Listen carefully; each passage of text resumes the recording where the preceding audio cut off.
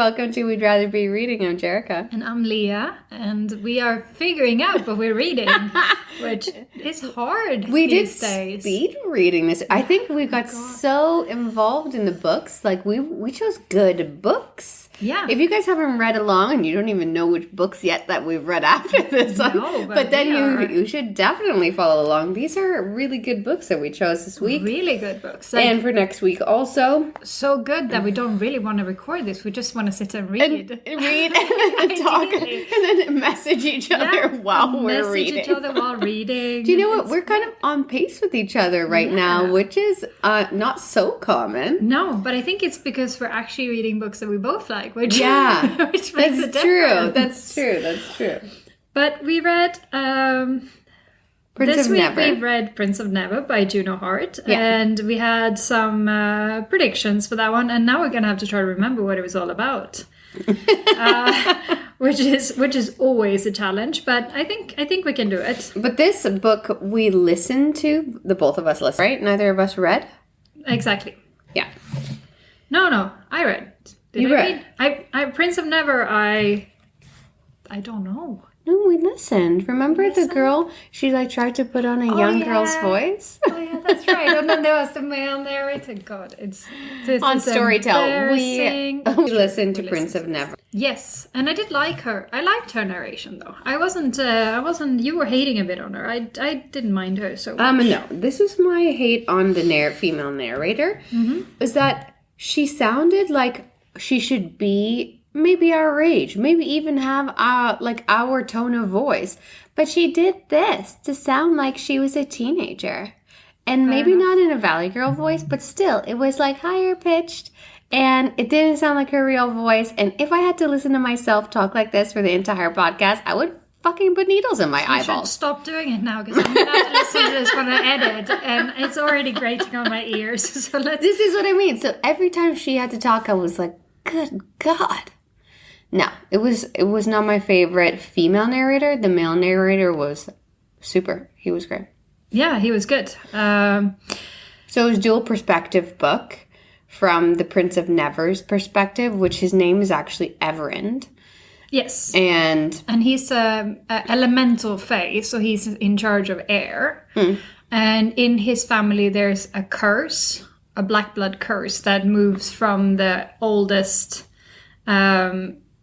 in line and can only be broken if they find their queen, if they find a wife, basically.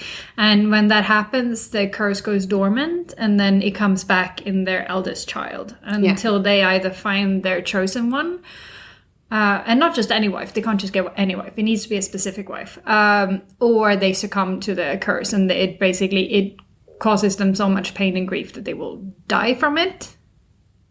Because the older brother, they're getting poisoned. Died. They're getting poisoned inside from the black.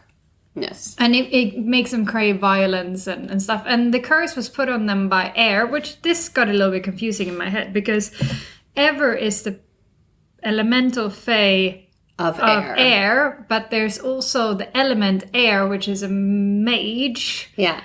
And there's element ether and the other ones, and they're actually more in tune, I guess, with these elements. It was unclear. They for me seem to sort of be kind of like the gods who are playing games with the fae. But it was Air who put this curse on the family, on his family, and it's also Air. She did it because she wants to be the queen. It's very confusing because... And that was very confusing. I'm not sure... Okay, maybe not confusing, but kind of weird. Why would she want to put her curse on people who have her elemental magic? And then, because she wants to be the queen, but every time there's a male and they find their partner, and she tries to fuck it all up the entire time, yeah, she tries to choose a very difficult partner for them to love. That's the whole thing. But it wasn't just people of her element. It was any element.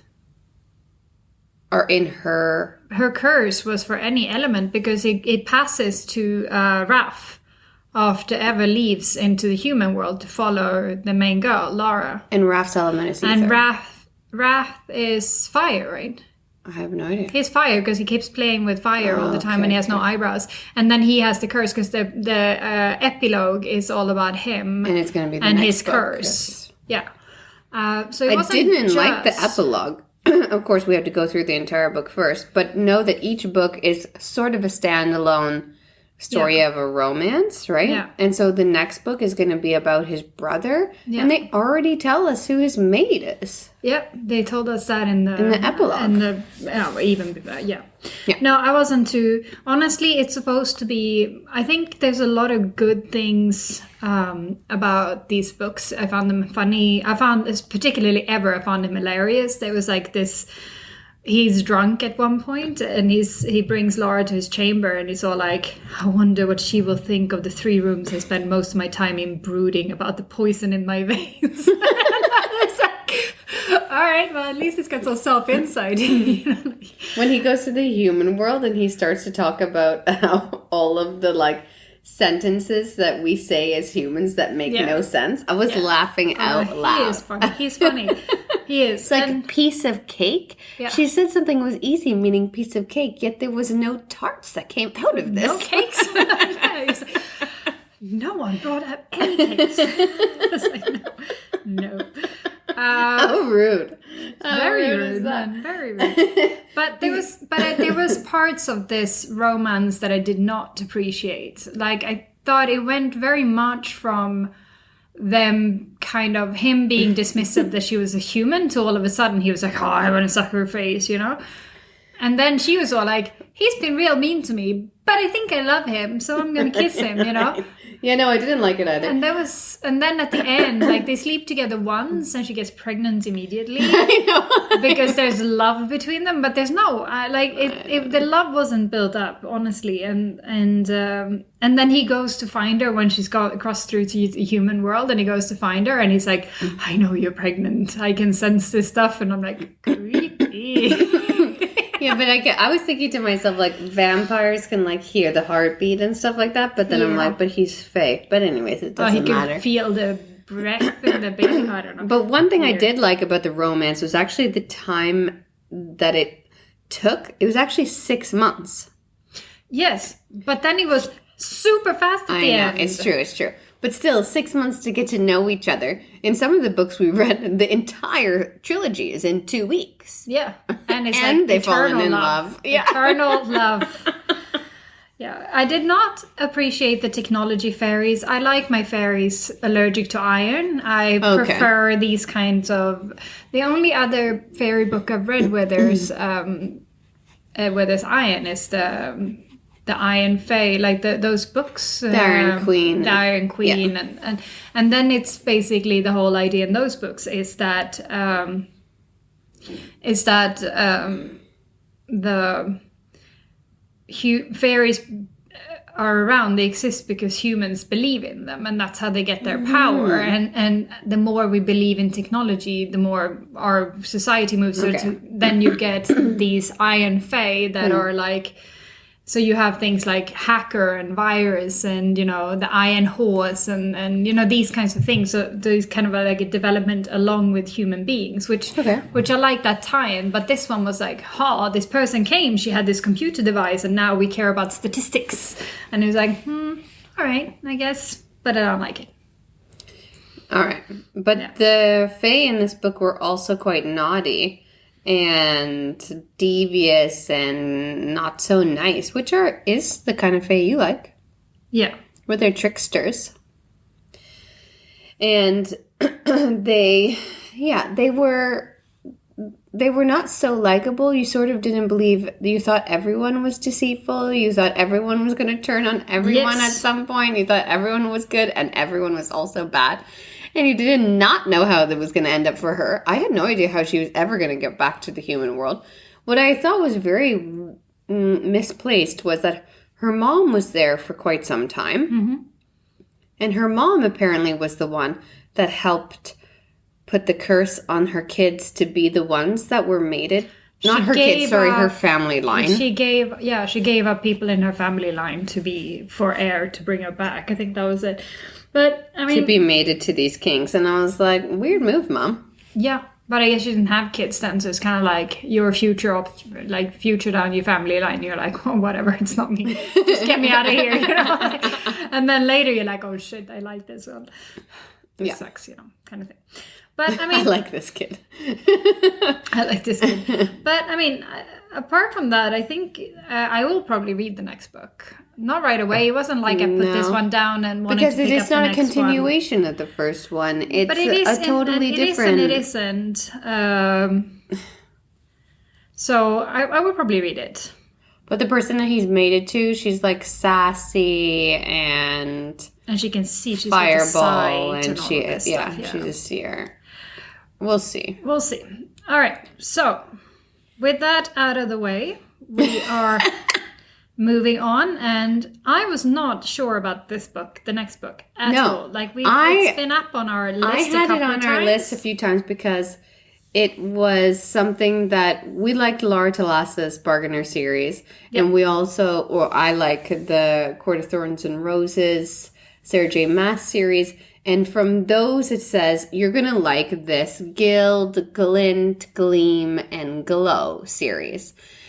And when we first looked at it in the description, it says that it's a King Midas retelling and that there's a girl that's golden and she's kept in a cage and that there is unconsensual sex and rape and a lot of these warnings. Yeah.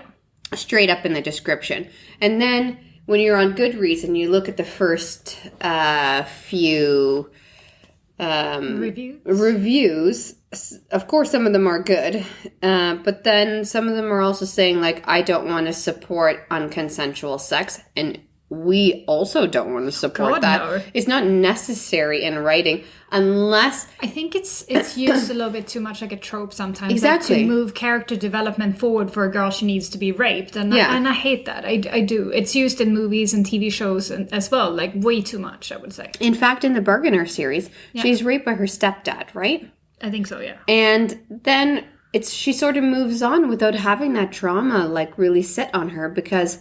she's able to have, like, free sex with this Bargainer guy, like, 0 issues. And then when he goes away for 7 years, she still has healthy sexual relationships with a bunch of people that she goes to college with or whatever it is.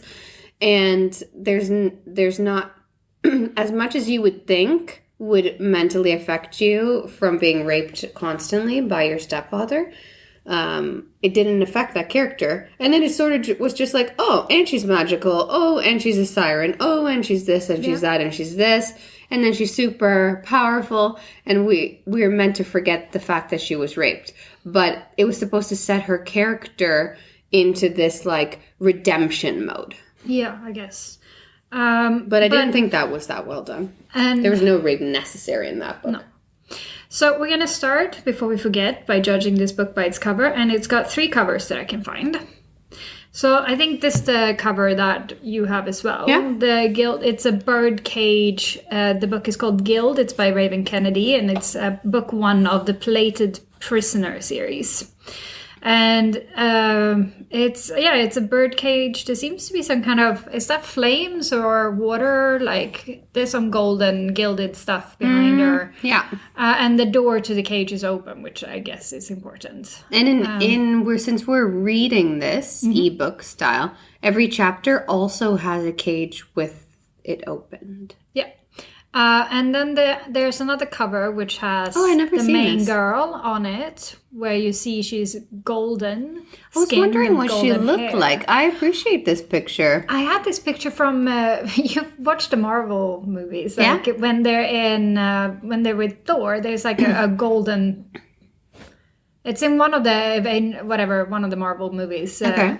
They go and this is society and they're all gold. And this is what I picture whenever I picture this. And then there's a third cover which shows the king, Midas, with his golden crown and his cape and her. Oh, wow. There's a bunch of covers for this. With her golden skin and her golden hair.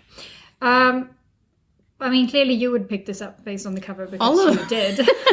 No, for that first cover where it's the golden cage, I immediately was drawn to it. Like, this is going to be something cool. I mean, honestly, I would probably be drawn by these covers, but then reading The Plated Prisoner, I would be like, no, thank you. Yeah. And I would not pick it up. But because we've picked it up because you chose it, I have to say, I did not give this book a very good review after finishing it, and I continued straight into book 2. But I like book 1 more because of book 2. Yeah. But now we're only going to talk about the first 3 chapters, because this is what we're going to do in this one. So this book by Raven Kennedy is Gild, and it's about Oren, who's a prisoner in a gold cage in King Midas' castle. And he has turned her gold, and she has something called ribbons down her back that she can move. And they're explained on a few places, but they're like inch thick along her spine from her neck down to the dimples above her butt. And there's 12 on each side. So there's like pairs of them, I guess. And she can move them, and they can braid her hair. And when she walks, they drag the floor. So they're quite long. And we had so many questions. It starts this book with her sitting in a cage having to watch King Midas fuck 6 people at the same time. Yeah. And that was a heavy intro, right? Yeah. Because as the books continue, it's not that heavy. No, and it's not that sexual either. No, not at all. But it really starts with like quite graphic sexual content. Yeah. And we find out that Oren is about 26 years old, and she's been with Midas for the past 10 years. And he is the king of the 6th kingdom, which is why there's 6. They call them royal saddles, which is another nice word for, I guess, concubines, harem. Therefore, riding, which I hate so much. I hate it so much. That you ride the saddle. Oh, I hate it so much. And they're not only just for the king, too. The royal saddles are for all royalty. Yeah. So all of his guests that are royal, his saddles also belong are, to him. Yeah. He there can to lend ride. them out, yes. Yeah. Except for our gold girl. Because she is his favored, and he calls her my precious. But Midas is not married to Oren. He's married to Queen Melina. And she was really the one who was supposed to be the ruler of the 6th kingdom, but because she has no magic, she had to choose someone with magic to marry, and that's where King Midas comes in. Yeah. And I am hating already in this book, in the first 3 chapters, that Midas does not have his touch be a curse. Because if you're going to do a retelling of the Midas touch, the whole point of Midas touch, and I did illustrate this to you with a Skittles ad. I know, this advertisement was Skittles. Because Midas touch is a curse. It's the whole point of Midas touch is that, he asks that everything he touches become gold, only to realize that he can no longer eat and drink. And then starves to death, which, but we see here in the beginning that Midas is having sex with all of these royal saddles, and he's touching things left, right, and center, and it's not all turning to gold, so he has control over his touch. And I hate that, because then it's not a curse, it's something to power. It's a power. And he keeps Oren in a cage. I hate that too. This cage I had questions about, even in the first 3 chapters. She's in the cage watching him have sex with 6 different people. And then he's saying to her, oh, did you like the show? And it makes me so, turned on that you're there watching me. And I was like, fuck. Oh, he's disgusting. Oh, it was awful. But then he's like, okay, I'll see you in your rooms later or whatever. Go back to your rooms. Then I was like, how is this cage transporting? but it's not. It's built into the top floor of the castle. So it's kind of like remodeling has been done. So part of every room is her cage. Yes. Like towards the back of the room. So there's cage that is like a corridor cage, and then a little bigger cage where there's a library, and there's then another bubbles into the room where she can be, kind of thing. Awful. Yeah, and expensive construction. At this point in the book, the king of the 5th kingdom, their neighboring kingdom, is there visiting, and he's a disgusting man. And what'd you call him? King Folke. Folke. Yeah. And he is really intrigued by Oren, and he wants her. And Midas has always turned him down, but all of a sudden, Midas is like, sure, for a price. And Oren's like, what the fuck? And that's where the 3rd chapter ends. So we are getting the impression that he is going to give his favorite girl to this awful, gross, gigantically fat, disgusting king. So I predict here that Oren will be sold for a night and she will be raped. Because I believe they will be raped. There was even in this description that they would be raped. Right. She will realize her King Midas does not actually care about her and she's been suffering from Stockholm Syndrome. She will break free, but this will probably not have an ending I will like. Most probably they will try to force a love story for Oren with the king or something like that. Yuck, is my prediction. So yuck. So what is your prediction here? My prediction straight away was this is heavy Stockholm Syndrome. And then I also want to point out that we very much realize Stockholm Syndrome is not a real thing. But it's not technically medically a real thing. No. But it is deep-seated mental and physical manipulation over many years. But it's forming an attachment with your captors, which is, I mean, if you've been for 10 years with someone and that's they're been manipulating you the whole kind time. of well, I mean, she's not starving. She's not having to sleep out in the cold. No, he made her gold, and she's not being raped by anybody else other than now we're not so sure what's going to happen next. Mm-hmm. But basically, my prediction was that this is deep-seated Stockholm Syndrome, or whatever medical, mental illness you want to call it, and that there's going to be something that brings Oren out of it and realize what her position in life is. And I also had early on a prediction that she was going to be something special and that she might be a hidden princess. Yeah. Okay. So I guess we will see because we're going to have to keep reading this. But so far I have many hates for this book. You do. But I feel the hate for many characters here, even for Oren, because she is pretty naive. But I think it's for a reason. I felt like it was for a reason from the beginning. So follow along with us and stick with it because it is not all that bad. No, it gets better. I can tell you that if you can get through the first 3 chapters and keep reading, you might hate book 1, but it will for a reason. Be explained in book 2. You should stick it out. I have, and we will talk more about that next week. So read along with us and get ready to do some hating on the gold-plated girl and her freaking foul-ass King Midas. And take care. We'll talk to you soon. Bye. We'd Rather Be Reading is an original podcast by Jerrica and Lia.